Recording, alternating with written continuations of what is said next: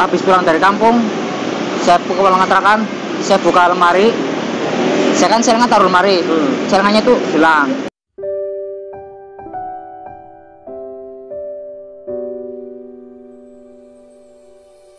Persaudaraan setiap akan tetap tercatat dalam buku sejarah. Perjalanan panjang aliran pencaksilat, setia hati dari awal hingga terpecah. Tak runtuhkan niatku untuk mencari saudara walaupun tak sedara. Takdirku menjadi seorang warga persaudaraan, setia hati teratai pusat Madiun Indonesia. Di Jalan Merak nomor 10 Nambangan Kidul, Kota Madiun, rumah kita bersama. Assalamualaikum dulur-dulur, Sugeng Sonter, selamat sore. Semoga hari ini menjadi berkah buat kita semua dan apapun yang kita lakukan, semoga diberikan kemudahan oleh Allah Subhanahu Wa Taala. Pada sore ini dulur-dulur kembali ke segmen ngobrol bareng Bima NF, dan kali ini Bima mengajak dulur-dulur semua untuk ngobrol bareng bersama dulur kita dari Leting 2021 lagi. Monggo bisa perkenalan dulu dengan siapa ini kita ngobrol supaya dulur-dulur semua yang menonton tahu. Salam sejahtera, perkenalkan, nama saya Abdul Qadir, biasa panggilan Qadir, kelahiran Tegal. Asli Tegal ya? Biasanya dikenal dengan siapa? Qadir. Enggak, King Qadir. King Qadir. Oke, Mas Qadir ya, Leting 2021, PSHT Cabang Jakarta Barat Pusat Madiun ya. Kali ini kita ingin ngobrol sedikit sama Mas Qadir. Sebelum dilanjut video ini, mungkin mohon maaf ya dulur-dulur, mungkin sedikit noise karena ini kita di taman ya, seperti kemarin. Jadi banyak sekali orang-orang yang nongkrong biasa ya kan. Sore-sore orang-orang gabut ya.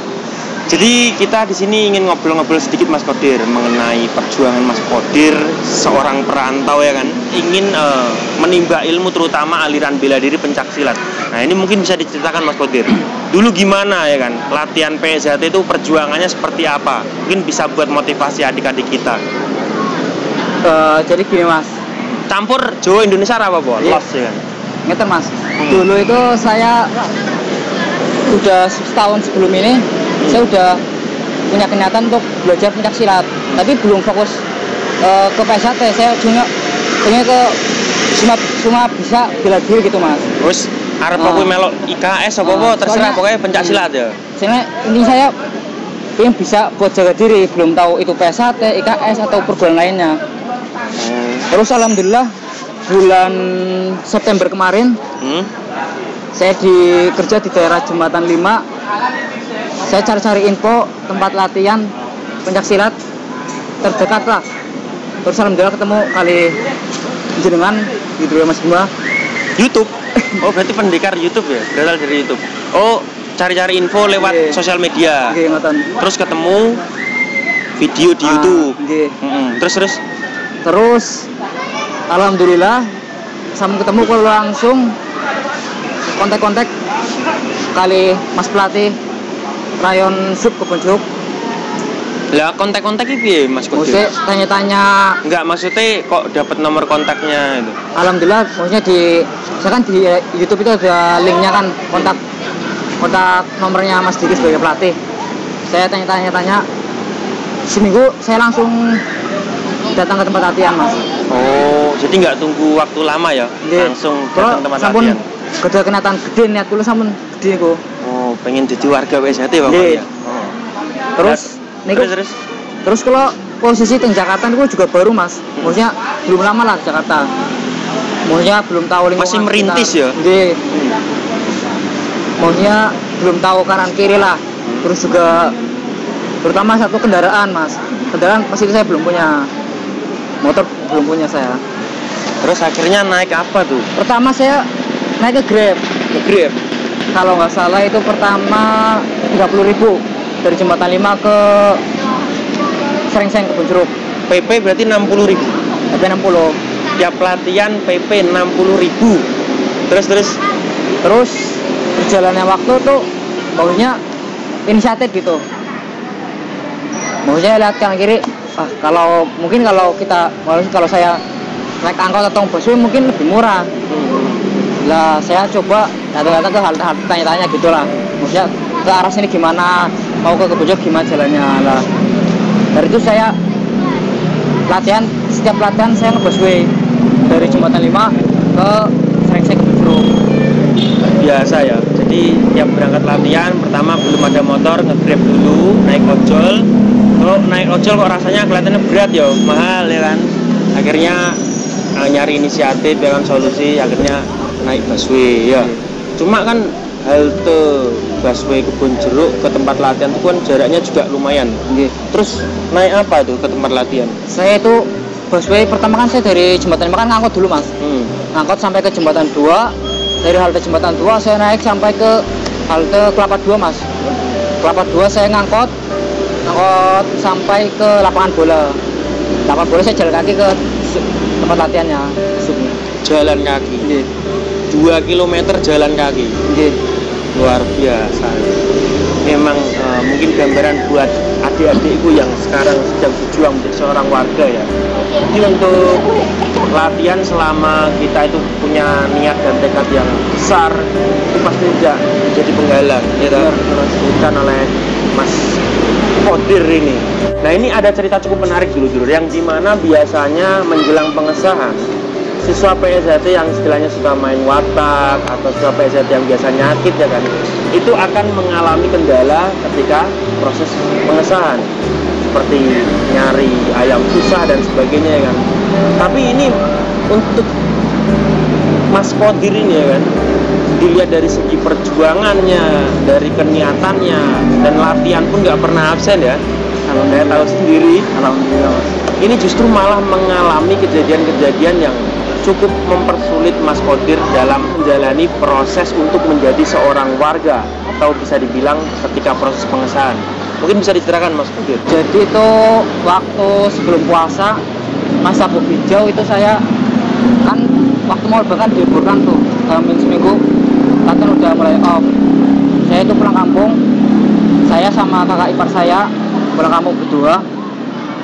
Jadi saya kan sebelumnya kan dari sabuk Jambon kira-kira bulan Oktober kalau nggak salah, Oktober November lah, saya udah mulai nyelengi itu tabungan buat biaya pengesahan.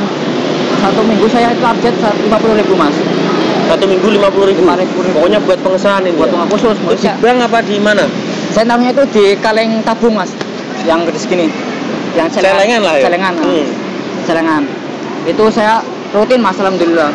Nggak tahu ini ujian atau mungkin ya kesalahan atau apalah, andilalah atau ya mungkin ini udah takdir sih.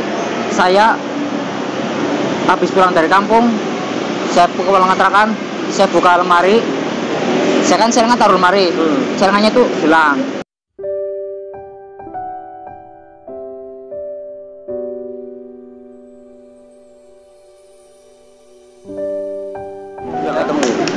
Ketemu. Itu kira-kira berapa nominalnya Mas Kodir? Saya nabung itu dari November sampai Mei kurang lebih itu 3 juta lebih ada. Buat pengesahan pokoknya udah disiapin 3 juta ya? 3 juta kurang lebih. Tapi hilang. Ini ujian sekali ya. Soalnya mengingat biaya pengesahan PSJT itu sangat mahal sekali, sudah dipersiapkan sematang itu, tapi malah dapat ujian seperti itu ya.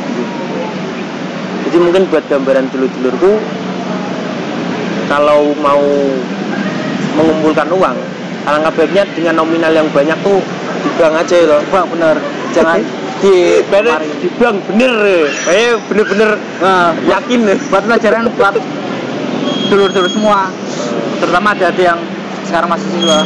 Itu adalah mungkin pembelajaran dari Mas Kodir buat kita semua. Apabila kita ingin mempersiapkan suatu hal, apalagi dengan nominal yang besar seperti itu, langkah baiknya di tempat yang aman ya. Benar. Nah ini Mas Kodir sebelum kita tutup videonya, mungkin ada pesan dan kesan buat adik-adik kita yang sedang berjuang menjadi calon warga PSJT 1 abad ini ya, 100 tahun PSJT ini. Motivasi atau apalah buat adik-adik kita wajangan, monggo Mas. Pesan saya, kalau niat kita, tekad kita udah besar, kita sabar ikhlas, pasti semua cobaan dapat dilalui. Besar apapun, segede apapun, pasti kita bisa melewatinya. Piro gedene sengsara yen tinompo amung dadi cukup.